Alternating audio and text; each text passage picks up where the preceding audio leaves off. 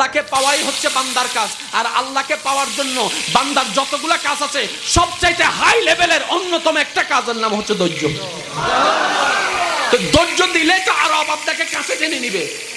ইতের তো ফেটরা, সেজন্য ও চায় না কেউ ধৈর্য ধরুক।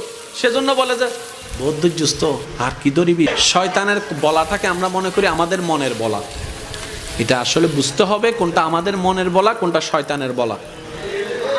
এবার আপনি শয়তানের কথাটা শুনে ছোট ভাইরে দইলা কলার সাই দইলা মাইরা দিয়েছেন, নাক একটা ফাটাই দিয়েছেন।